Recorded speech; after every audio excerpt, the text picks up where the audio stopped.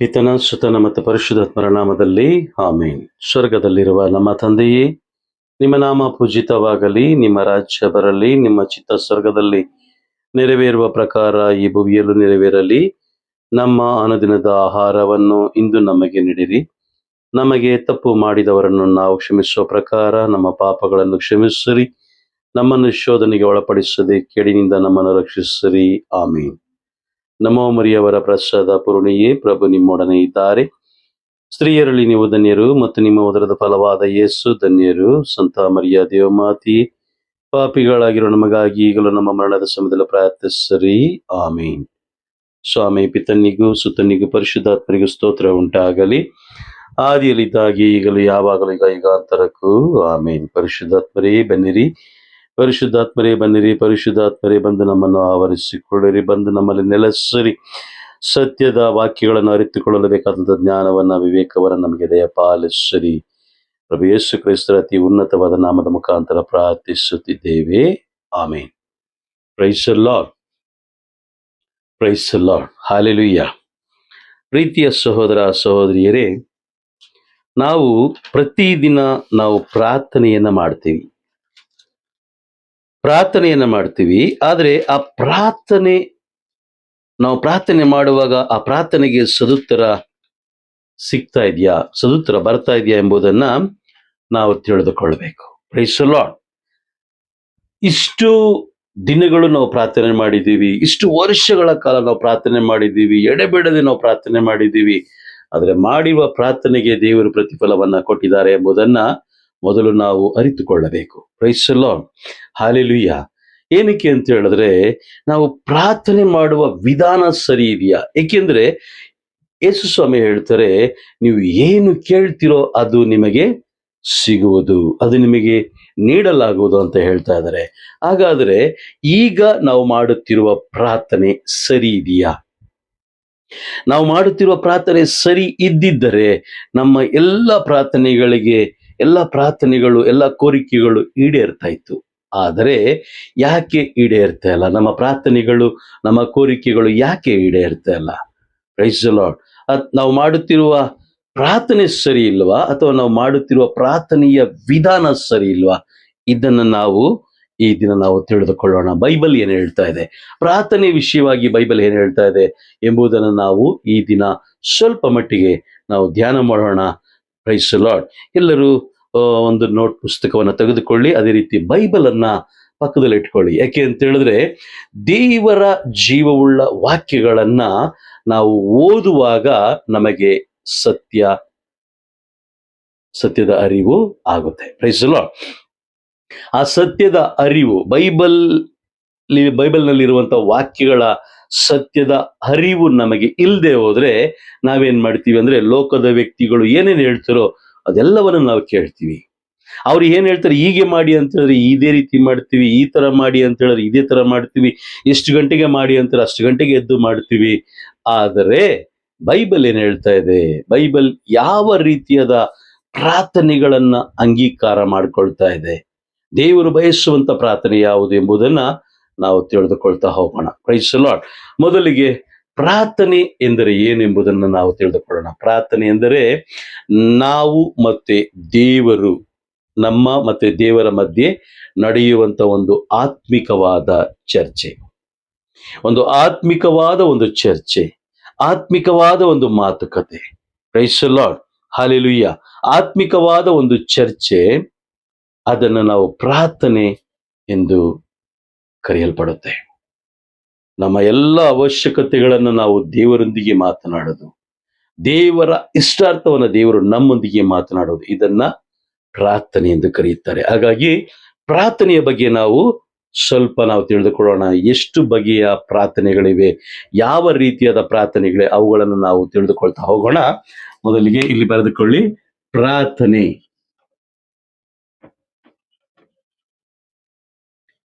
Price the lord, hallelujah. ಪ್ರಾರ್ಥನೆ ಎಂಬುದು ನಮ್ಮ ಮತ್ತೆ ದೇವರೊಂದಿಗಿರುವಂತಹ ಒಂದು ಪರಿಶುದ್ಧವಾದ ಅನ್ಯೋನ್ಯವಾದ ಒಂದು ಸಂಬಂಧವಾಗಿದೆ ಪ್ರಾರ್ಥನೆ.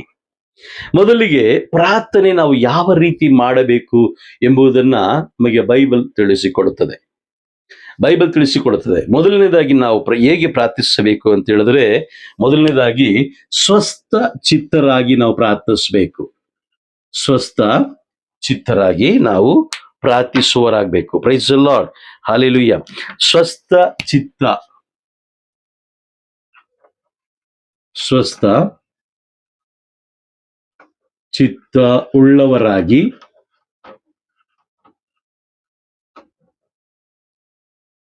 ಪ್ರಾರ್ಥಿಸಬೇಕು.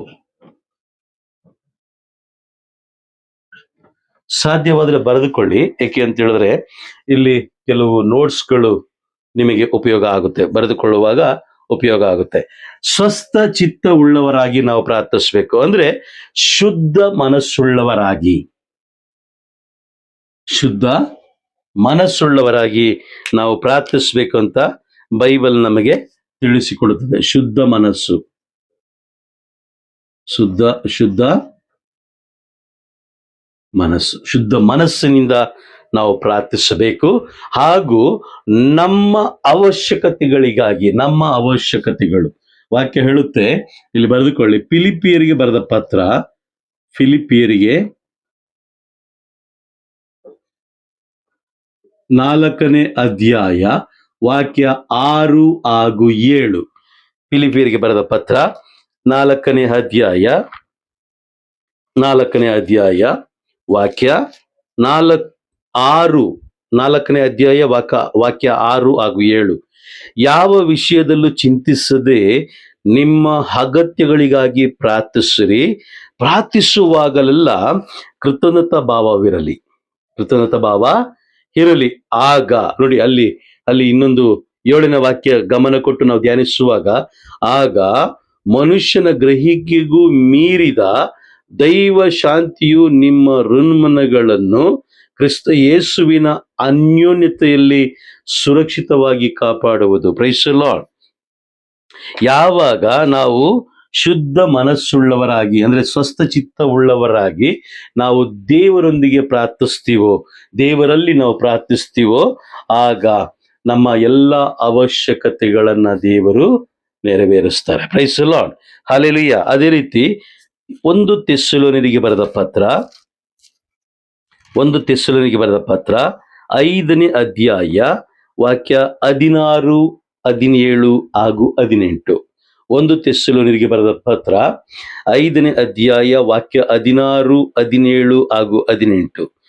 ಇಲ್ಲಿ ವಾಕ್ಯದಲ್ಲಿ ಬರೆಯಲ್ಪಟ್ಟಿದೆ, ಸದಾ ಹರ್ಷಚಿತ್ತರಾಗಿರಿ, ಎಡೆಬಿಡದೆ ಪ್ರಾರ್ಥಿಸಿರಿ, ಎಲ್ಲಾ ಸಂದರ್ಭಗಳಲ್ಲೂ ಉಪಕಾರ ಸ್ಮರಣೆ ಮಾಡಿರಿ, ಕ್ರಿಸ್ತ ಯೇಸುವಿನಲ್ಲಿ ದೇವರು ನಿಮ್ಮಿಂದ ಇಚ್ಛಿಸುವುದು ಇದನ್ನೇ. Praise the Lord. ನೋಡಿ, ಸ್ವಸ್ಥ ಚಿತ್ತ ಉಳ್ಳವರಾಗಿ ಶುದ್ಧ ಮನಸ್ಸುಳ್ಳವರಾಗಿ ನಾವು ಪ್ರಾರ್ಥಿಸಬೇಕೆಂದು ಬೈಬಲ್ ನಮಗೆ ಸ್ಪಷ್ಟವಾಗಿ ತಿಳಿಸುತ್ತೆ. 1 ಥೆಸ್ಸಲೋನಿಯರಿಗೆ ಬರೆದ ಪತ್ರ 1 ಥೆಸ್ಸಲೋನಿ 5ನೇ ಅಧ್ಯಾಯ ವಾಕ್ಯ 16ರಿಂದ 18. ಈ ವಾಕ್ಯಗಳನ್ನು ನೀವು ಓದ್ಬೋದು. ಈ ವಾಕ್ಯಗಳನ್ನು ನೀವು ಓದುವಾಗ ಆ ವಾಕ್ಯಗಳು ನಿಮ್ಮೊಂದಿಗೆ ಮಾತನಾಡುತ್ತೆ, ನಿಮ್ಮೊಂದಿಗೆ ತಿಳಿಸ್ಕೊಡುತ್ತೆ, ನಿಮಗೆ ಸತ್ಯವನ್ನ ತಿಳಿಸ್ಕೊಡುತ್ತೆ. Price the lord.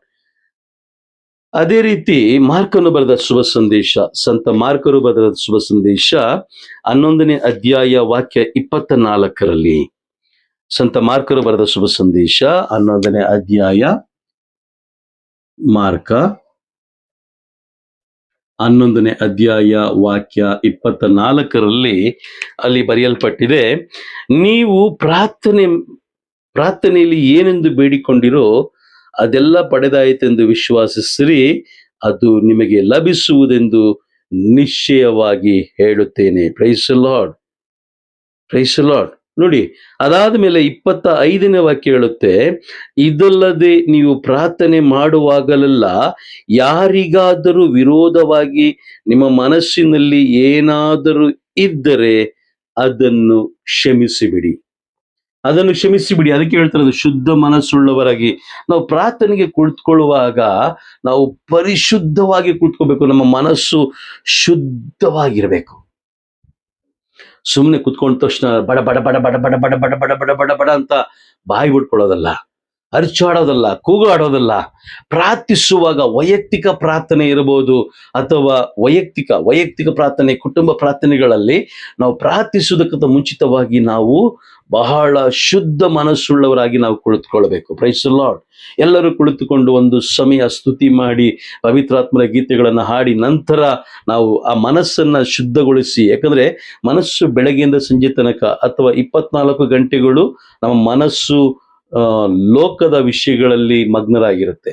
ಅದೆಲ್ಲವನ್ನ ನಾವು ತಿಳಿಗೊಳಿಸ್ಬೇಕಂದ್ರೆ ಸ್ತುತಿ ಮಾಡಿ ನಂತರ ಆ ಮನಸ್ಸನ್ನ ಶಾಂತಗೊಳಿಸಿ ಆ ಮನಸ್ಸನ್ನ ಶುದ್ಧ ಮನಸ್ಸನ್ನಾಗಿ ಮಾರ್ಪಡಿಸಿ ಆ ಮನಸ್ಸನ್ನ ಪವಿತ್ರಾತ್ಮರಿಗೆ ನಾವು ನೀಡಿದಾಗ ಆ ಮನಸ್ಸಿನ ಮುಖಾಂತರ ದೇವರು ಪವಿತ್ರಾತ್ಮ ಅನೇಕ ಕ್ರಿಯೆಗಳನ್ನ ಮಾಡ್ತಾರೆ. Praise the Lord. ಹಾಗಾಗಿ ಇಲ್ಲಿ ವಾಕ್ಯ ಹೇಳ್ತಾ ಇದೆ, ನೀವು ಪ್ರಾರ್ಥಿಸುವಾಗ ನಿಮಗೆ ವಿರುದ್ಧವಾಗಿ ಯಾರಿಗಾದರೂ ವೈಮನಸ್ಸು ಇದ್ದರೆ ಅದನ್ನ ಅಲ್ಲೇ ಕ್ಷಮಿಸಿ ನಂತರ ಪ್ರಾರ್ಥಿಸ್ಬೇಕು.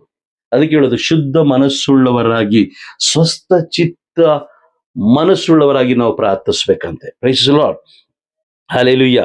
ಅದಾದ್ಮೇಲೆ ಈ ಒಂದು ವಾಕ್ಯ, ಈಗ ಬರುವಂತ ವಾಕ್ಯ ತುಂಬಾ ತುಂಬಾ ಮುಖ್ಯವಾದಂಥದ್ದು. ಒಂದು ಯೋಹಾನ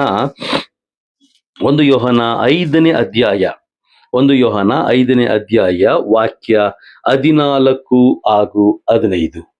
ವಾಕ್ಯ 14 ಬರೆದುಕೊಳ್ಳಿ. 1 ಯೋಹಾನ, ನಾನು ಬರೀತೀನಿ ಇಲ್ಲಿ. 1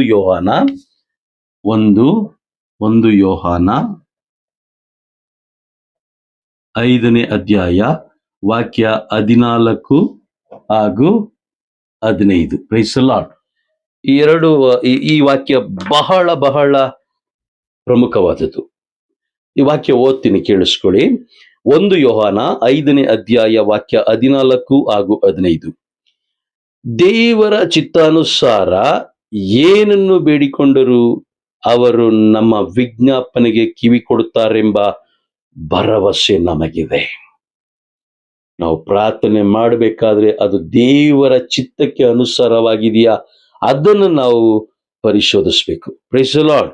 ಅದಾದ ಮೇಲೆ 15ನೇ ವಾಕ್ಯ ಹೇಳುತ್ತೆ, ನಾವು ಏನನ್ನು ಬೇಡಿಕೊಂಡರೂ ನಮ್ಮ ವಿಜ್ಞಾಪನೆಗೆ ದೇವರು ಕಿವಿ ಕೊಡುತ್ತಾರೆ ಎಂಬುದು ನಮಗೆ ತಿಳಿದಿದ್ದರೆ ನಾವು ಬೇಡಿಕೊಂಡಿದ್ದೆಲ್ಲ ನಮಗೆ ಲಭಿಸುತ್ತದೆಯೇ ಎಂಬುದು ನಮಗೆ ತಿಳಿದಿದೆ. Praise the Lord. ಅತಿ ಮುಖ್ಯವಾದ ಒಂದು ವಾಕ್ಯ. ಈ ವಾಕ್ಯದಲ್ಲಿ ಪವಿತ್ರಾತ್ಮರು ಯೋಹಾನರ ಮುಖಾಂತರ ಬರೆಯಲ್ಪಟ್ಟಿದ್ದಾರೆ. ಏನಂತ ಹೇಳಿದ್ರೆ, ನಾವು ಪ್ರಾರ್ಥಿಸುವಾಗ ನಮ್ಮ ಪ್ರಾರ್ಥನೆ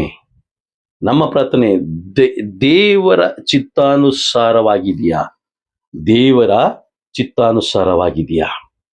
ದೇವರು ಏನು ಬಯಸ್ತಾ ಇದ್ದಾರೆ ನಮ್ಮ ಜೀವನದಲ್ಲಿ ಅದಕ್ಕೆ ಅನುಸಾರವಾಗಿದೆಯಾ?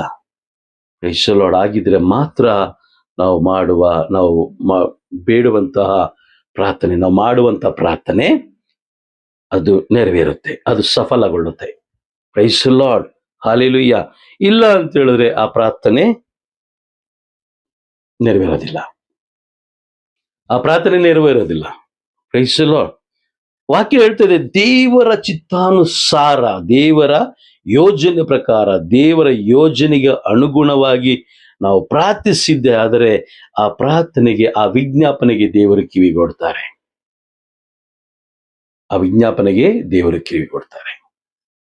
Price the lord. ಹಾಗಾದ್ರೆ ನಾವು ಮಾಡುತ್ತಿರುವ ಪ್ರಾರ್ಥನೆ ಸರಿ ಇದೆಯಾ ಎಂಬುದನ್ನು ನಾವು ಗಮನಿಸಿದ್ದೇ ಆದ್ರೆ, ನೋಡಿ, ಲೋಕದಲ್ಲಿ ಇರುವಂತ ತುಂಬಾ ಜನ ಏನ್ ಮಾಡ್ತಾರೆ, ನೀವು ಈ ರೀತಿ ಪ್ರಾರ್ಥನೆ ಮಾಡಿ, ಇದೇ ತರ ಪ್ರಾರ್ಥನೆ ಮಾಡಿ, ಇಷ್ಟು ಗಂಟೆಗೆ ಪ್ರಾರ್ಥನೆ ಮಾಡಿ, ಇದನ್ನ ಓದ್ರಿ, ಇದನ್ನ ಓದಬೇಡಿ, ಇದನ್ನ ಈ ತರ ಹೇಳಿ, ಈ ತರ ಹೇಳ್ಬೇಡಿ, ಈ ತರ ಅವ್ರಿಗೆ ಮನಸ್ಸಿಗೆ ಇಚ್ಛೆ ಬಂದ ಹಾಗೆ ಒಬ್ಬೊಬ್ಬರು ಒಂದೊಂದು ರೀತಿಯಾಗಿ ಪ್ರಾರ್ಥನೆಗಳನ್ನ ಹೇಳಲಿಕ್ಕೆ ನಮಗೆ ತಿಳಿಸ್ತಾರೆ. ಆದ್ರೆ ಅವರು ಹೇಳುವ ಪ್ರಾರ್ಥನೆ ನಮ್ಮ ಯೋಜನೆಗೆ ತಕ್ಕಂತೆ ಇದೆಯಾ? ದೇವರು ನಮ್ಮ ಮೇಲೆ ಇಟ್ಟಿರುವ ಯೋಜನೆಗೆ ತಕ್ಕಂತೆ ಇದೆಯಾ? ಅದನ್ನು ನಾವು ಏನ್ ಮಾಡ್ಬೇಕು? ಪರಿಶೋಧಿಸ್ಬೇಕು. Praise the lord. ಅದನ್ನ ಪರಿಶೋಧಿಸಿ ದೇವರ ಚಿತ್ತಕ್ಕೆ ಅನುಸಾರವಾಗಿದ್ರೆ ನಮ್ಮ ಕೋರಿಕೆಗಳು, ನಮ್ಮ ಬೇಡಿಕೆಗಳು, ನಮ್ಮ ವಿಜ್ಞಾಪನೆಗಳು ನೆರವೇರುತ್ತೆ. ಇಲ್ಲ ಅಂತ ಹೇಳಿದ್ರೆ ನೆರವೇರೋದಿಲ್ಲ. ನೀವು ಎಷ್ಟು ವರ್ಷಗಳ ಕಾಲ ನೀವು ಕುತ್ಕೊಂಡು ಪ್ರಾರ್ಥಿಸಿದ್ರು ಆ ಒಂದು ಪ್ರಾರ್ಥನೆ ನೆರವೇರುವುದಿಲ್ಲ. Price the lord. ಹಾಗಾದ್ರೆ ಈಗ ನಾವು ಮಾಡುತ್ತಿರುವ ಪ್ರಾರ್ಥನೆ ಸರಿ ಇದೆಯಾ? ನಾವು ಮಾಡುತ್ತಿರುವ ಪ್ರಾರ್ಥನೆ, ನಾವು ಪ್ರಾರ್ಥನೆಗಳು ಮಾಡ್ತಾ ಇದೀವಿ, ನಾವು ತುಂಬಾ ಜನ ಪ್ರಾರ್ಥನೆಗಳು ಮಾಡ್ತಾ ಇದ್ದಾರೆ. ಆದ್ರೆ ಆ ಪ್ರಾರ್ಥನೆ ಸರಿ ಇದೆಯಾ ಎಂಬುದನ್ನ ಮೊದಲು ನಾವು ತಿಳ್ಕೊಳ್ಬೇಕು. ಪ್ರಾರ್ಥನೆ ಮಾಡುವ ವಿಧಾನ ಸರಿ ಇದೆಯಾ ಅದನ್ನ ನೋಡ್ತಾ ಹೋದ್ರೆ, ರೋಮನರಿಗೆ ಬರೆದ ಪತ್ರ ವಾಕ್ಯ ತಗೊಳ್ಳಿ. ತುಂಬಾ ಮುಖ್ಯವಾದ, ತುಂಬಾ ಮುಖ್ಯವಾದ ಒಂದು ಪ್ರಾರ್ಥನೆ. Praise the Lord. ಒಂದು ವಾಕ್ಯ ಇದು, ರೋಮನರಿಗೆ ಬರೆದ ಪತ್ರ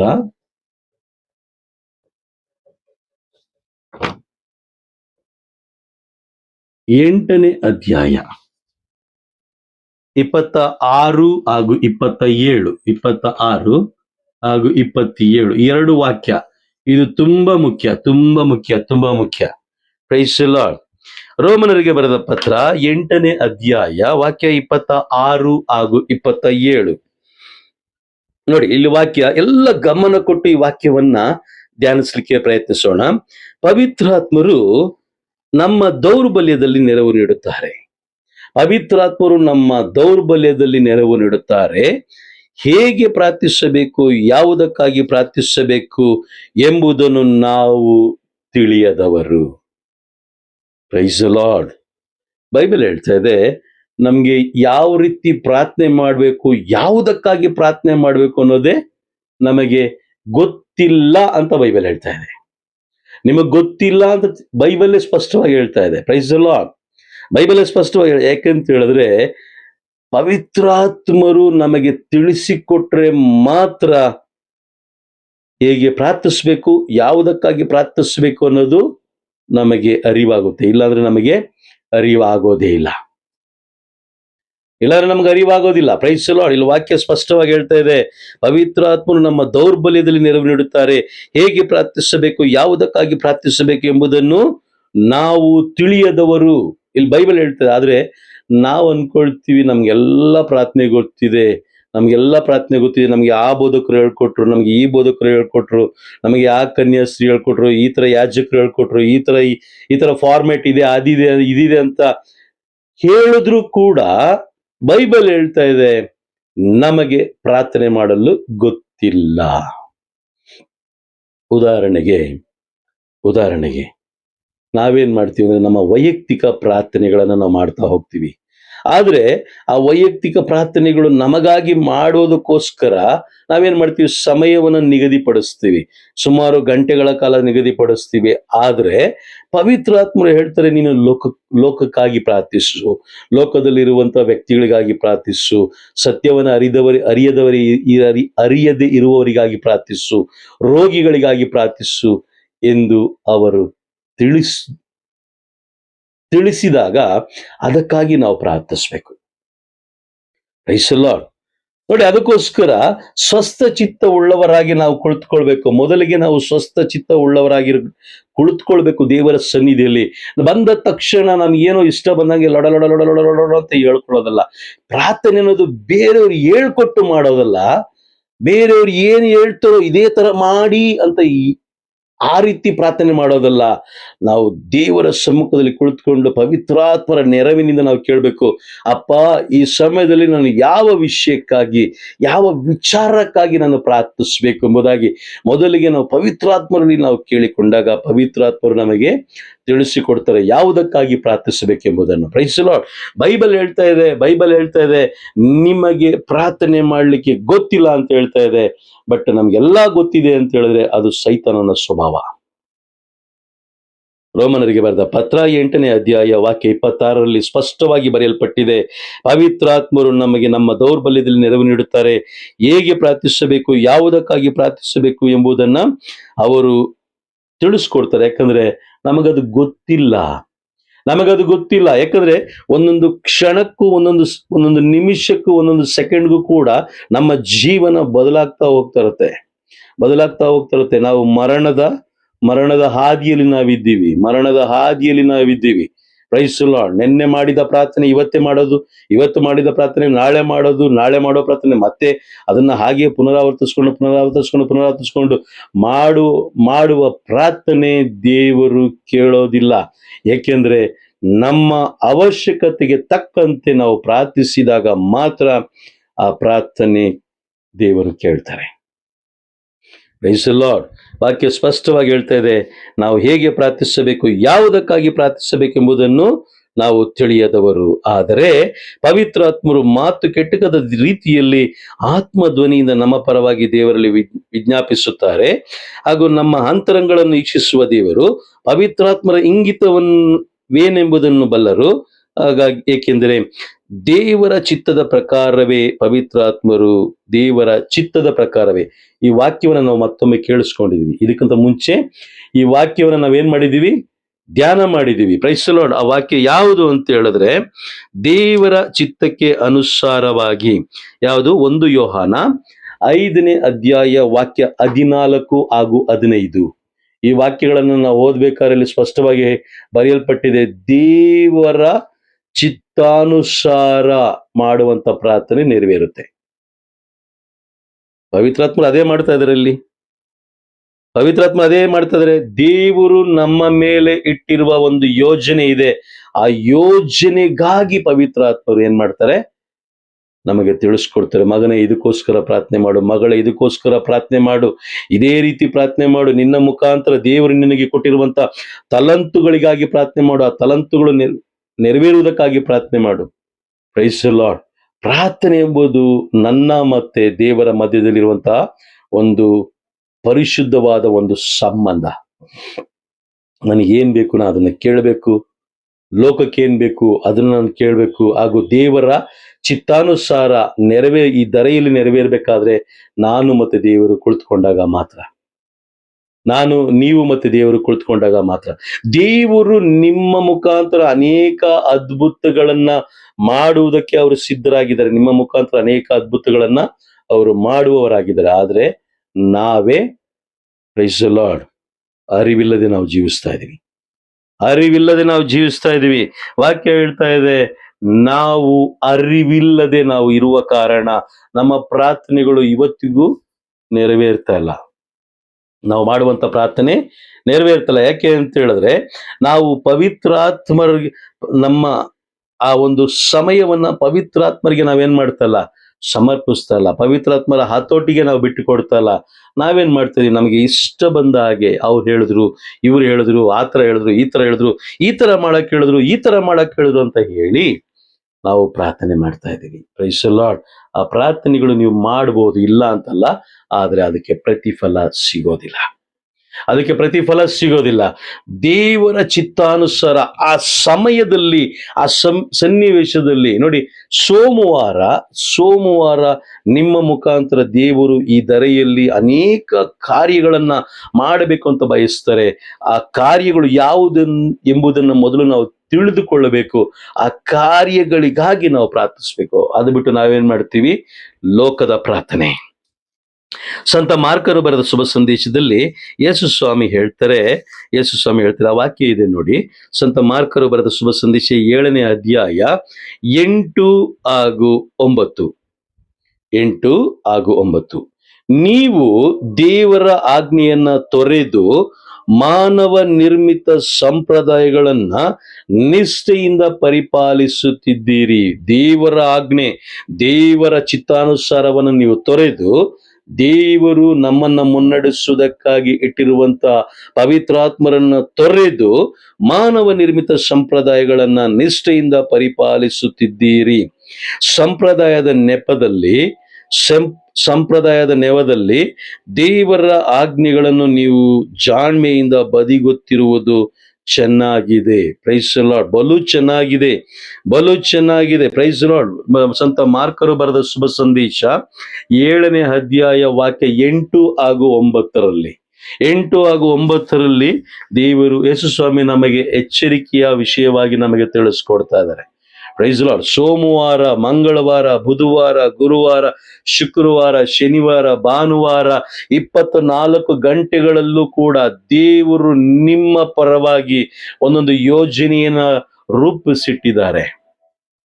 ಈ ಒಂದು ಸಮಯ 3 ಗಂಟೆಗೆ, ಸೋಮವಾರ 3 ಗಂಟೆಗೆ ನಿಮ್ಮ ಮುಖಾಂತರ ಬೇರೆ ಯಾವುದೋ ಒಬ್ಬ ವ್ಯಕ್ತಿಗೆ ರೋಗ ಸೋಕೆ ಆಗ್ಲಿಕ್ಕಿದೆ, ಅಥವಾ ಬೇರೆ ಯಾವುದೋ ವ್ಯಕ್ತಿಗೆ ಯಾವುದೋ ಒಂದು ರೀತಿಯಾದ ಬಂಧನ ಬಿಡುಗಡೆ ಆಗ್ಲಿಕ್ಕಿದೆ, ಬೇರೆ ಯಾವುದೇ ರೀತಿಯಾದ ಸಮಸ್ಯೆಗಳಿಗೆ ಪರಿಹಾರ ಅಥವಾ ಒಂದು ಒಳ್ಳೆಯ ಆಲೋಚನೆ ನೀವು ನೀಡಬೇಕು ಅವ್ರಿಗೆ. ಯಾಕಂದ್ರೆ ದೇವರು ನಿಮ್ಮನ್ನು ಆರಿಸಿಕೊಂಡಿರುವುದೇ ಲೋಕದ ಕಟ್ಟ ಕಡೆಗೆ ಹೋಗಿ ಶುಭ ಸಂದೇಶವನ್ನ ಸಾರಿ ಈ ಧರೆಯಲ್ಲಿರುವ ಎಲ್ಲ ಜನರನ್ನ ಪ್ರಭುವಿನ ಶಿಷ್ಯರನ್ನಾಗಿ ಮಾಡಿ ಈ ಲೋಕದಲ್ಲಿರುವ ಪ್ರತಿಯೊಬ್ಬ ವ್ಯಕ್ತಿಗಳಿಗೆ ಪಾಪದ ಅರಿವನ್ನು ಮೂಡಿಸಿ, ಆ ಪಾಪದ ಅರಿವನ್ನು ಮೂಡಿಸಿ ಅವರೆಲ್ಲರಿಗೂ ಸತ್ಯವನ್ನ ತಿಳಿಸಿಕೊಟ್ಟು, ಅವರೆಲ್ಲರೂ ಈ ಲೋಕದಲ್ಲಿರುವ ಸರಿಸುಮಾರು 850 ಕೋಟಿ ಜನರಿದ್ದಾರೆ, ಅವರೆಲ್ಲರಿಗೂ ಪರಲೋಕಕ್ಕೆ ಕರೆದುಕೊಂಡು ಹೋಗುವುದಕ್ಕಾಗಿ ದೇವರು ನನ್ನನ್ನ ನಿಮ್ಮನ್ನ ಆರಿಸ್ಕೊಂಡಿರೋದು. Price the Lord. ನಾವು ಆರಿಸ್ಕೊಂಡಿಲ್ಲ, ಅವ್ರು ಆರಿಸ್ಕೊಂಡಿರೋದು. ಯೋಹಾನನು ಬರೆದ ಶುಭ ಸಂದೇಶ 15ನೇ ಅಧ್ಯಾಯ 16ನೇ ವಾಕ್ಯದಲ್ಲಿ ಹೇಳ್ತಾರೆ, ನೀವು ನನ್ನನ್ನು ಆರಿಸ್ಕೊಳ್ಳಿಲ್ಲ, ನಾನೇ ನಿಮ್ಮನ್ನು ಆರಿಸ್ಕೊಂಡಿದ್ದೀನಿ. Price the Lord. ಹಾಗಾಗಿ ಆ ಒಂದೊಂದು ಸಮಯಕ್ಕೆ ಬದಲಾಗ್ತಾ ಇರುತ್ತೆ, ಚೇಂಜ್ ಆಗ್ತಾ ಇರುತ್ತೆ. ವಾತಾವರಣ ಹೆಂಗೆ ಚೇಂಜ್ ಆಗುತ್ತೋ ಅದೇ ರೀತಿ ನಮ್ಮ ಜೀವನದ ಶೈಲಿನೂ ಚೇಂಜ್ ಆಗ್ತಾ ಇರುತ್ತೆ. ಆ ಒಂದು 4 ಗಂಟೆಗೆ ಒಂದು ಅದ್ಭುತವನ್ನ ದೇವರು ಮಾಡ್ಬೇಕು ಅಂತ ಬಯಸ್ತಾರೆ, ಅಥವಾ 6 ಗಂಟೆಗೆ, ಅಥವಾ ಬೆಳಗಿನ ಜಾವ, ಅಥವಾ ಮಧ್ಯಾಹ್ನದ ಸಮಯದಲ್ಲಿ, ಗೊತ್ತಿಲ್ಲ, ಯಾವಾಗ ಬೇಕಾದ್ರೂ ಅವರು ನಮ್ಮನ್ನ ಬಳಸ್ಬೋದು. ಆದ್ರೆ ನಾವು ಆ ಒಂದು ಆಲೋಚನೆ, ಆ ಒಂದು ಅರಿವು ನಮಗಿರಬೇಕು. ಆ ಅರಿವು ನಮಗಿರ್ಬೇಕು ಅಂತ ಹೇಳಿದ್ರೆ ನಾವು ಪವಿತ್ರಾತ್ಮರಿಂದ ತುಂಬಲ್ಪಡಬೇಕು. ಏಕೆಂದ್ರೆ ಹೇಗೆ ಪ್ರಾರ್ಥಿಸಬೇಕು, ಯಾವುದಕ್ಕಾಗಿ ಪ್ರಾರ್ಥಿಸಬೇಕು ಎಂಬುದನ್ನೇ ಅರಿಯದ ಜನರು ನಾವಾಗಿದ್ದೀವಿ. Praise the lord. ರೋಮನರಿಗೆ ಬರೆದ ಪತ್ರ ಯಾಕೆ ಅಂತ ಹೇಳಿದ್ರೆ, ರೋಮನರಿಗೆ ಬರೆದ ಪತ್ರ 1ನೇ ಅಧ್ಯಾಯ ವಾಕ್ಯ 21 ಹಾಗೂ 22 ನಾವು ನೋಡ್ತಾ ಹೋದ್ರೆ, ದೇವರನ್ನು ಅರಿತಿದ್ದರೂ ದೇವರೆಂದು ಗೌರವಿಸಲಿಲ್ಲ, ದೇವರಿಗೆ ಉಪಕಾರ ಸ್ಮರಣೆ ಮಾಡಲಿಲ್ಲ, ಬದಲಾಗಿ ಅವರ ವ್ಯರ್ಥ ಆಲೋಚನೆಗಳಲ್ಲಿ ಮಗ್ನರಾದರು, ಅವರ ವಿವೇಕರಹಿತ ಮನಸ್ಸು ಅಂಧಕಾರಮಯವಾಯಿತು, ತಾವೇ ಜ್ಞಾನಿಗಳೆಂದು ಕೊಚ್ಚಿಕೊಳ್ಳುತ್ತಾ ನಿಜವಾಗಿಯೂ ಮೂರ್ಖರಾದರು ಎಂದು ಬೈಬಲ್ ನಮಗೆ ಸ್ಪಷ್ಟಪಡಿಸ್ತಾ ಇದೆ.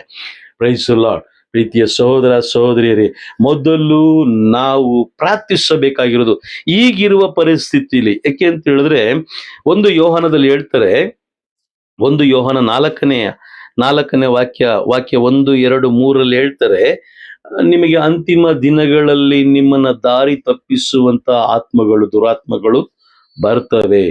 ಅವು ನಿಮ್ಮನ್ನ ದಾರಿ ತಪ್ಪಿಸ್ತವೆ. ನೀವು ದೇವರ ಮಕ್ಕಳಾಗಿರಬಾರ್ದು, ನೀವು ದೇವರ ಯೋಜನೆಯನ್ನು ಅರಿತುಕೊಳ್ಬಾರ್ದು, ನೀವು ದೇವರ ಚಿತ್ತವನ್ನು ಅರಿತುಕೊಳ್ಬಾರ್ದು, ನೀವು ದೇವರ ಯಾವುದೇ ಕೆಲಸವನ್ನು ನೀವು ಮಾಡಬಾರ್ದು. ಲೋಕದ ವಿಷಯಗಳಲ್ಲಿ ನೀವು ಮಗ್ನರಾಗಿರಬೇಕು, ಲೋಕದ ಪ್ರಾರ್ಥನೆಗಳಲ್ಲಿ ಮಗ್ನರಾಗಿರಬೇಕು, ಲೋಕದ ಅಂಧಕಾರದ ವಿಷಯಗಳಲ್ಲಿ ನೀವು ಮಗ್ನರಾಗಿರ್ಬೇಕು ಎಂದು ಸೈತಾನ ಬಯಸ್ತಾನೆ. Price the lord. ಅಲ್ಲಿ ಒಂದು ಎಚ್ಚರಿಕೆ ಕೊಟ್ಟಿದ್ದಾರೆ, ಬೇಕಾದ್ರೆ ಬರ್ಕೊಳ್ಳಿ ವಾಕ್ಯ. ಅದು 1 ಯೋಹಾನ 4ನೇ ಅಧ್ಯಾಯ ವಾಕ್ಯ 1, 2, 3, 4, 3 ತನಕ ಓದಿ. ಆಗ ನಿಮ್ಗೆ ಅರಿವಾಗುತ್ತೆ. ನೀವು ವಾಕ್ಯಗಳನ್ನ ಓದ್ಬೇಕು. ಯಾವುದೇ ವ್ಯಕ್ತಿ ಆಗಿರ್ಲಿ, ಎಂತ ಒಂದು ಏನ್ ಹೇಳ್ತಾರೆ, ಎಷ್ಟೇ ದೊಡ್ಡ ಹೆಸರು ಗಳಿಸಿರುವ ವ್ಯಕ್ತಿ ಆಗಿದ್ರು, ಅವ್ರು ಏನ್ ಹೇಳಿದ್ರು ಅದು ಬೈಬಲ್ ಇದೆಯಾ ಅದನ್ನ ನೀವು ಪರಿಶೋಧಿಸ್ಬೇಕು. Praise the lord. ಹಲ್ಲೆಲೂಯಾ. ಸತ್ಯವನ್ನು ಅರಿತುಕೊಂಡ್ರೆ ಮಾತ್ರ ಸತ್ಯ ನಮಗೆ ಬಿಡುಗಡೆ ಕೊಡುತ್ತೆ. ಸತ್ಯ ಅರಿತುಕೊಂಡ್ರೆ ಮಾತ್ರ ನಾವು ಸ್ವರ್ಗ ಸಾಮ್ರಾಜ್ಯವನ್ನು ಸೇರಲು ಸಾಧ್ಯ. ಸತ್ಯವನ್ನು ಅರಿತುಕೊಂಡ್ರೆ ಮಾತ್ರ ನಾವು ಬೇರೆಯವರಿಗೆ ಸತ್ಯವನ್ನು ತಿಳಿಸ್ಕೊಡ್ಲಿಕ್ಕೆ ಸಾಧ್ಯ. ಇಲ್ಲ ಅಂತ ಹೇಳಿದ್ರೆ ಅಂಧಕಾರಮಯವಾದ ಜೀವನ, ಲೋಕ ಏನ್ ಹೇಳ್ತಾ ಇದೆಯೋ, ಲೋಕದ ವ್ಯಕ್ತಿಗಳು ಏನ್ ಹೇಳ್ತಾ ಇದೆಯೋ ಆ ವಿಷಯಗಳಲ್ಲಿ ನಾವೇನಾಗಿರ್ತೀವಿ, ಮಗ್ನರಾಗಿರ್ತೀವಿ. Praise the lord. ಹಲ್ಲೆಲೂಯಾ. ಹಾಗಾಗಿ ಈ ದಿನಗಳಲ್ಲಿ ನಮ್ಮ ಮೊದಲನೆಯ ಪ್ರಾಮುಖ್ಯತೆಯ ಪ್ರಾರ್ಥನೆ ಯಾವುದು ಅಂತ ಹೇಳಿದ್ರೆ, ದೇವರೇ ನಮಗೆ ಅರಿವನ್ನು ನೀಡಿರಿ, ಯೇಸುವೇ ನಮಗೆ ಅರಿವನ್ನು ನೀಡಿರಿ, ನಮಗೆ ಜ್ಞಾನವನ್ನು ನೀಡಿರಿ, ನಾವು ಹೇಗೆ ಜೀವಿಸಬೇಕೆಂಬ ಜ್ಞಾನವನ್ನ, ವಿವೇಕವನ್ನ ನೀಡಿರಿ ಅಂತ ನಾವು ಪ್ರಾರ್ಥಿಸ್ಬೇಕು. ಯಾಕೆಂತ ರೋಮನರಿಗೆ ಬರೆದ ಪತ್ರ 1ನೇ ಅಧ್ಯಾಯದಲ್ಲಿ ನಾವು ಓದಿದೀವಿ, ನಾವೆಲ್ಲವನ್ನ ನಾವು ಕಳ್ಕೊಂಡಿದ್ದೀವಿ. ಹಾಗಾಗಿ ಸೋಮವಾರನೂ ಅದೇ ಪ್ರಾರ್ಥನೆ, ಮಂಗಳವಾರನೂ ಅದೇ ಪ್ರಾರ್ಥನೆ, ಬುಧವಾರನೂ ಅದೇ ಪ್ರಾರ್ಥನೆ, ಒಬ್ಬ ವ್ಯಕ್ತಿಯ ಬಳಿಗೆ ಹೋದ್ರೂ ಅದೇ ಪ್ರಾರ್ಥನೆ ಅಂದ್ರೆ ನಮ್ಮ ವೈಯಕ್ತಿಕವಾಗಿ ನಮ್ಮ ಮನಸ್ಸಿಂದ ಏನ್ ಬರ್ತಾ ಇದೆಯೋ ಅದನ್ನು ನಾವು ಪ್ರಾರ್ಥಿಸ್ತಾ ಇದೀವಿ. ಇಲ್ಲ, ದೇವರ ಚಿತ್ತಾನುಸಾರವಾಗಿ ನಾವು ಪ್ರಾರ್ಥಿಸ್ಬೇಕು. Price lord, hallelujah. ಆಗ ಮಾತ್ರ ನಮ್ಮ ಪ್ರಾರ್ಥನೆಯನ್ನು ದೇವರು ಕೇಳ್ತಾರೆ. ಆಗ ಮಾತ್ರ ನಮ್ಮ ಪ್ರಾರ್ಥನೆಯನ್ನು ದೇವರು ಕೇಳ್ತಾರೆ. Praise Lord. ನಾವು ಲೋಕದ ವ್ಯಕ್ತಿಗಳನ್ನು ನಾವು ಮೆಚ್ಚಿಸ್ಲಿಕ್ಕೆ ಪ್ರಯತ್ನಿಸಬಾರ್ದು, ಬದಲಿಗೆ ದೇವರನ್ನ ಮೆಚ್ಚಿಸ್ಲಿಕ್ಕೆ ನಾವು ಪ್ರಯತ್ನಿಸ್ಬೇಕು.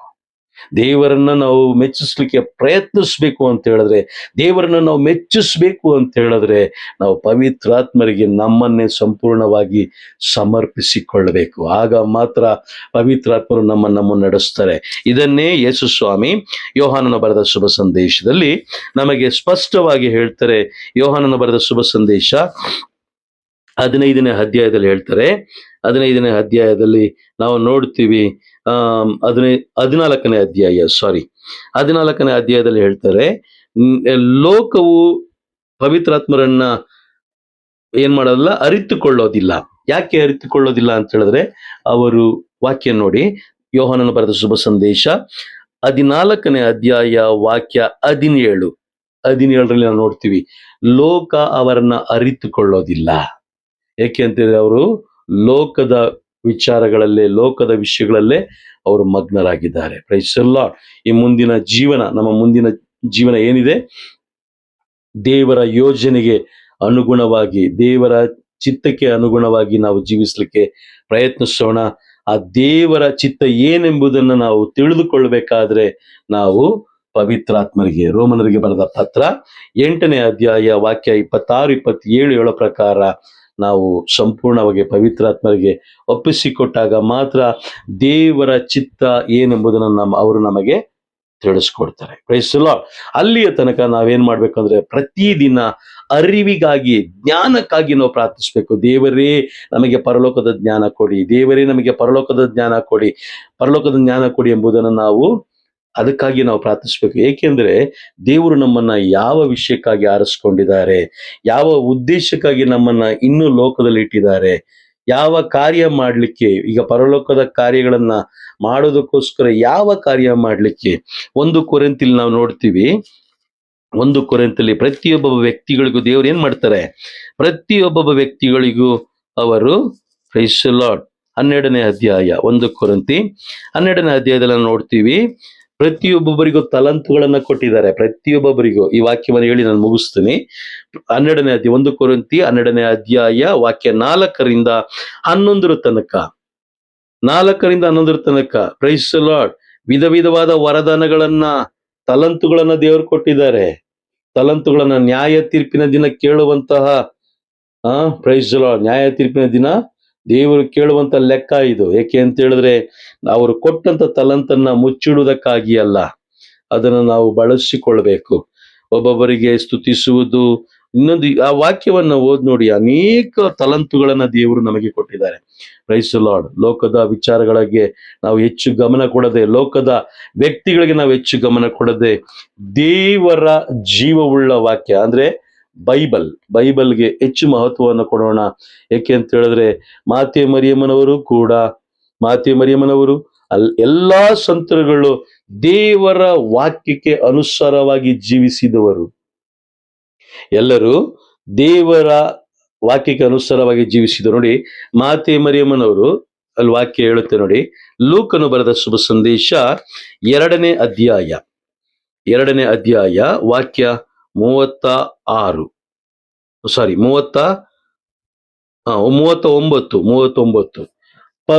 ಮಾತೆ ಮರಿಯಮ್ಮನವರು ಅಷ್ಟು ಪರಿಶುದ್ಧತೆಯ ಜೀವನ ಜೀವಿಸ್ಲಿಕ್ಕೆ, ಪ್ರಭು ಯೇಸು ತನ್ನಲ್ಲಿ ಬಂದು, ತನ್ನ ಗರ್ಭದಲ್ಲಿ ಬಂದು ನೆಲೆಸ್ಲಿಕ್ಕೆ ಅಷ್ಟು ಪರಿಶುದ್ಧತೆಗೆ ಕಾರಣವಾಗಿದ್ದು ಏನು ಅಂತ ಹೇಳಿದ್ರೆ, ಇಲ್ಲಿ ವಾಕ್ಯ ಬರೆಯಲ್ಪಟ್ಟಿದೆ ನೋಡಿ. ಸಂತ ಲೂಕನು ಬರೆದ ಶುಭ ಸಂದೇಶ 2ನೇ ಅಧ್ಯಾಯ 39ನೇ ವಾಕ್ಯ. ಸರ್ವೇಶ್ವರನ ಧರ್ಮಶಾಸ್ತ್ರಕ್ಕನುಸಾರ ಎಲ್ಲಾ ವಿಧಿಗಳನ್ನು ನೆರವೇರಿಸಿದ ಮೇಲೆ ಜೋಸೆಫ್ ಮತ್ತು ಮರಿಯಳು ಗಲಿಲಾಯ ಪ್ರಾಂತ್ಯದಲ್ಲಿದ್ದ ತಮ್ಮ ಸ್ವಗ್ರಾಮವಾದ ನಜರೇತಿಗೆ ಹಿಂತಿರುಗಿದರು. Praise the lord. ವಾಕ್ಯ ಸ್ಪಷ್ಟವಾಗಿ ಬರೆಯಲ್ಪಟ್ಟಿದೆ. ಸರ್ವೇಶ್ವರ ಸ್ವಾಮಿಯ ಧರ್ಮಶಾಸ್ತ್ರವನ್ನ ಮಾತೆ ಮರಿಯಮ್ಮನವರು ಹಾಗೂ ಸಂತ ಜೋಸೆಫರು ಅದನ್ನ ನೆರವೇರಿಸ್ತಾ ಇದ್ರು, ಎಲ್ಲಾ ವಿಧಿಗಳನ್ನ ನೆರವೇರಿಸ್ತಾ ಇದ್ರು ಎಂಬುದಾಗಿ ವಾಕ್ಯದಲ್ಲಿ ಬರೆಯಲ್ಪಟ್ಟಿದೆ. Praise the Lord. ದೇವರು ಲೆಕ್ಕ ಕೇಳ್ತಾರೆ. ಅವರು ಕೊಟ್ಟಿದ್ದು ಬಚ್ಚಿಡುವುದಕ್ಕಾಗಿ ಅಲ್ಲ, ಮತ್ತಾಯನ ಬರೆದ ಶುಭ ಸಂದೇಶದಲ್ಲಿ ನಾವು ನೋಡ್ತೀವಿ, ಅಲ್ಲೊಬ್ಬ ಕಳ್ಳನನ್ನು ನೋಡ್ತಾರೆ. ಯಾರು ಆ ಕಳ್ಳ ಅಂತ ಹೇಳಿದ್ರೆ, ಕೊಟ್ಟಂತ ತಲಾಂತನ್ನ ಉಪಯೋಗಿಸದೇ ಇದ್ದಂತ ವ್ಯಕ್ತಿ. ಮತ್ತಾಯನ ಬರೆದ ಶುಭ ಸಂದೇಶ 25ನೇ ಅಧ್ಯಾಯ ವಾಕ್ಯ 14 ಹೆಡ್ಡಿಂಗ್ ಮುಖ್ಯ ಒಂದು ಇದನ್ನ ನಾವು ನೋಡ್ಬೇಕಾದ್ರೆ, ದೇವರು ಕೊಡುವುದು ಬಚ್ಚಿಡುವುದಕ್ಕಾಗಿ ಅಲ್ಲ. Praise the Lord. ಮಾತೆ ಮರಿಯಮ್ಮನವರು ಬಚ್ಚಿಡ್ಲಿಲ್ಲ. ದೇವರ ಧರ್ಮಶಾಸ್ತ್ರಕ್ಕನುಸಾರವಾಗಿ ವಿಧಿ ನಿಯಮಗಳನ್ನ ಅವರು ಸಂಪೂರ್ಣವಾಗಿ ನೆರವೇರಿಸಿದ್ರು. ಜೋಸೆಫರು ಕೂಡ ಅದೇ ರೀತಿ ಎಲ್ಲಾ ಸಂತರುಗಳು, ಸಂತ ಬೆನೆಡಿಕ್ಟರು, ಸಂತ ಅಂತೋಣಿಯವರು, ಸಂತ ಅಗಸ್ಟಿನರು, ಸಂತ ಫ್ರಾನ್ಸಿಸ್ ಅಸಿಸಿ, ಎಲ್ಲ ಈ ಲೋಕದಲ್ಲಿ ಎಷ್ಟು ಜನರಿದ್ದಾರೋ ಅವರೆಲ್ಲರೂ ದೇವರ ಧರ್ಮಶಾಸ್ತ್ರಕ್ಕೆ ಅನುಸಾರವಾಗಿ ಜೀವಿಸಿದ ಕಾರಣ ಅವರು ಪರಿಶುದ್ಧತೆಯ ಜೀವನ ಜೀವಿಸಿದರು. ವಾಕ್ಯ ಹೇಳುತ್ತೆ, ಪರಿಶುದ್ಧತೆ ಇಲ್ಲದೆ ಯಾರು ದೇವರನ್ನು ಕಾಣಲು ಸಾಧ್ಯವಿಲ್ಲ. Praise the Lord. ಹಾಗಾಗಿ ಪ್ರತಿದಿನ ನಾವು ಮುಂಚಿತವಾಗಿ ನಮಗೆ ಅರಿವು ಬೇಕು, ಮುಖ್ಯವಾಗಿ ಅರಿವು ಬೇಕು. ಹೇಗೆ ಪ್ರಾರ್ಥಿಸಬೇಕು, ಯಾವುದಕ್ಕಾಗಿ ಪ್ರಾರ್ಥಿಸಬೇಕೆಂಬುದನ್ನ ಅರಿವಿಗಾಗಿ ಪ್ರಾರ್ಥಿಸ್ರಿ. ಮಾತಾಡಿ, ದೇವರೊಂದಿಗೆ ಮಾತನಾಡಿ, ಕುತ್ಕೊಳ್ಳಿ, ಸ್ವಸ್ಥ ಚಿತ್ತವಾಗಿ ಕುಳಿತುಕೊಳ್ಳಿ, ಸ್ವಸ್ಥ ಚಿತ್ತವಾಗಿ ಶುದ್ಧ ಮನಸ್ಸುಳ್ಳವರಾಗಿ ಕುತ್ಕೊಳ್ಳಿ. ದೇವರ ಹತ್ರ ಕೇಳಿ, ದೇವರೇ ನನಗೆ ಶುದ್ಧ ಮನಸ್ಸನ್ನು ನೀಡ್ರಿ, ನನಗೆ ಅರಿವನ್ನು ನೀಡ್ರಿ, ಜ್ಞಾನವನ್ನು ನೀಡ್ರಿ, ವಿವೇಕವನ್ನು ನೀಡ್ರಿ. ಏಕೆ ಅಂತ ಹೇಳಿದ್ರೆ ನಿಮ್ಮ ಯೋಜನೆ ನಾನು ಅರಿತುಕೊಳ್ಬೇಕು, ನಿಮ್ಮ ಚಿತ್ತವನ್ನು ನಾನು ತಿಳಿದುಕೊಳ್ಬೇಕು, ಪವಿತ್ರಾತ್ಮರನ್ನು ನಾನು ಅಂಗೀಕಾರ ಮಾಡಿಕೊಳ್ಬೇಕು. ಆ ಒಂದು ಕೃಪೆಗಾಗಿ ನಾನು ಪ್ರಾರ್ಥಿಸ್ತಾ ಇದ್ದೀನಿ. ನನ್ನ ಎಲ್ಲ ಕಳ್ಕೊಂಡಿದ್ದೀನಿ, ನನ್ನ ಅವಿವೇಕದಿಂದ ಎಲ್ಲ ಕಳ್ಕೊಂಡಿದ್ದೀನಿ, ಆದ್ರೆ ನನಗೆಲ್ಲ ನೀಡು ಸ್ವಾಮಿ ಅಂತ ಪ್ರಾರ್ಥಿಸ್ರಿ. Praise the lord. ಹಲ್ಲೆಲೂಯಾ. ಹಾಗಾಗಿ ಪ್ರಾರ್ಥನೆಯಲ್ಲಿ ಮೊದಲನೆಯದಾಗಿ ಸ್ವಸ್ಥ ಚಿತ್ತ ಉಳ್ಳವರಾಗಿ ನಾವು ಪ್ರಾರ್ಥಿಸುವರಾಗಬೇಕು. Praise the lord. ಇನ್ನು ಅನೇಕ ಹೇಗೆ ಪ್ರಾರ್ಥಿಸಬೇಕೆಂಬುದನ್ನ ಇನ್ನು ಮುಂದಿನ ಕ್ಲಾಸ್ಗಳಲ್ಲಿ, ಮುಂದಿನ ತರಗತಿಗಳಲ್ಲಿ ನಾನು ತಿಳಿಸ್ಕೊಡ್ತಾ ಹೋಗ್ತೀನಿ. ಹಾಗಾಗಿ ಒಂದೊಂದು ವಿಷಯಗಳನ್ನು ನಾವು ಬಹಳ ಆಳವಾಗಿ, ನಿಮ್ಮ ವೈಯಕ್ತಿಕವಾಗಿ, ಈಗ ನಾನು ಹೇಳ್ತಿರೋದು ಸರಿ ಇದೆಯೋ, ತಿಳಿಸ್ಕೊಡ್ತಿರೋದು ಸರಿ ಇದೆಯೋ ಇಲ್ವೋ ಗೊತ್ತಿಲ್ಲ, ಆದ್ರೆ ನೀವು ಆ ವಿಷಯವನ್ನು ಹಿಡಿದುಕೊಂಡು ವೈಯಕ್ತಿಕವಾಗಿ ಪ್ರಾರ್ಥಿಸ್ರಿ. ಕುಳಿತುಕೊಳ್ಳಿ ದೇವರ ಸಮ್ಮುಖದಲ್ಲಿ, ಸ್ವಸ್ಥಚಿತ್ತವಾಗಿ ಕುಳಿತುಕೊಳ್ಳಿ. ಆಗ ನೀವು ಪ್ರಾರ್ಥಿಸುವಾಗ ದೇವರು ನಿಮಗೆ ಸೂಕ್ತವಾದ ಸದುತ್ತರವನ್ನು ನೀಡ್ತಾರೆ. ಇಲ್ಲ ಅಂತ ಹೇಳಿದ್ರೆ ಗಲಿಬಿಲಿಯನ್ನ ದೇವರು ಎಂದಿಗೂ ಬಯಸೋದಿಲ್ಲ. ವಾಕ್ಯ ಹೇಳುತ್ತೆ, ದೇವರು ಗಲಿಬಿಲಿಯನ್ನು ಬಯಸೋದಿಲ್ಲ. ಬರೋದು, ಟಕ್ ಅಂತ ಕೂತ್ಕೊಳ್ಳೋದು, ಹಂಗೆ ಪ್ರಾರ್ಥನೆ ಸ್ಟಾರ್ಟ್ ಮಾಡೋದು, ಏನೋ ಮನಸ್ಸಿಗೆ ಇಚ್ಛೆ ಬಂದಾಗ ಏನೇನೋ ಹೇಳ್ಕೊಂಡು ಹೋಗೋದು, ಉದ್ದುದ್ದ ಪ್ರಾರ್ಥನೆಗಳನ್ನ ಮಾಡೋದು, ಅದು ಯಾವುದನ್ನ ದೇವರು ಇಷ್ಟಪಡೋದಿಲ್ಲ ಹಾಗೂ ನೆರವೇರಿಸೋದಿಲ್ಲ. ಯಾಕಂದ್ರೆ ದೇವರ ಚಿತ್ತಕ್ಕೆ ಅನುಸಾರವಾಗಿ ಯಾವ ಪ್ರಾರ್ಥನೆ ಇದೆಯೋ ಆ ಪ್ರಾರ್ಥನೆಯನ್ನು ಮಾತ್ರ ದೇವರು ನೆರವೇರಿಸ್ತಾರೆ. Praise the lord. ಹಲ್ಲೆಲೂಯಾ. ಎಲ್ಲರೂ ಒಂದು ನಿಮಿಷ ಕಣ್ಣುಗಳನ್ನು ಮುಚ್ಚೋಣ. ತಂದೆಯಾದ ದೇವರೇ, ಇಲ್ಲಿಯವರೆಗೆ ನೀವು ನಮ್ಮೊಂದಿಗೆ ಮಾತನಾಡಿದಕ್ಕಾಗಿ ಸ್ತೋತ್ರ. ಪ್ರಾರ್ಥನೆ ವಿಷಯದಲ್ಲಿ ನೀವು ನಮಗೆ ತಿಳಿಸಿಕೊಡುತ್ತಿದ್ದೀರಿ. ಇನ್ನೂ ಆಳವಾಗಿ ನಮಗೆ ತಿಳಿಸಿಕೊಡು ಸ್ವಾಮಿ. ಇನ್ನೂ ಆಳವಾಗಿ ನಮಗೆ ಸತ್ಯವನ್ನು ತಿಳಿಸಿಕೊಡಿರಿ. ನೀವು ತಿಳಿಸಿಕೊಡುವಂತ ಒಂದೊಂದು ಆ ಸತ್ಯದ ವಾಕ್ಯಗಳು, ಸತ್ಯದ ವಿಚಾರಗಳು ನಮ್ಮ ಹೃದಯದಲ್ಲಿ ಆಳವಾಗಿ ಬೇರೂರಲ್ಲಿ ಅಪ್ಪ. ನಾವು ಸತ್ಯವನ್ನು ಅರಿತುಕೊಂಡು ಇನ್ನೂ ಅನೇಕ ಜನರಿಗೆ ಸತ್ಯವನ್ನು ತಿಳಿಸುವಂತಹ ಜ್ಞಾನವನ್ನ, ವಿವೇಕವನ್ನು ನಮಗೆ ಕರುಣಿಸಿ ಸ್ವಾಮಿ. ನಿಮ್ಮ ಚಿತ್ತಾನುಸಾರ ನಾವು ಜೀವಿಸುವಂತೆ, ಪವಿತ್ರಾತ್ಮರಿಂದ ತುಂಬಲ್ಪಟ್ಟು ಪವಿತ್ರಾತ್ಮರ ಚಿತ್ತಕ್ಕೆ ಅನುಗುಣವಾಗಿ, ಪವಿತ್ರಾತ್ಮರ ಯೋಜನೆಗೆ ಅನುಗುಣವಾಗಿ ನಾವು ಜೀವಿಸುವಂತೆ ನಮ್ಮನ್ನು ಆಶೀರ್ವದಿಸಿ, ನಮ್ಮನ್ನು ಬಲಪಡಿಸುವಿ. ನಮ್ಮ ಪ್ರೀತಿಯ ಪುತ್ರರು, ನಮ್ಮ ರಕ್ಷಕರು ಆದ ಪ್ರಭು ಯೇಸು ಕ್ರಿಸ್ತರ ಅತಿ ಉನ್ನತವಾದ ನಾಮ, ಶ್ರೇಷ್ಠವಾದ ನಾಮದ ಮುಖಾಂತರ ಪ್ರಾರ್ಥಿಸುತ್ತಿದ್ದೇವೆ. Amen, amen, amen. Praise the lord. Hallelujah. God bless you.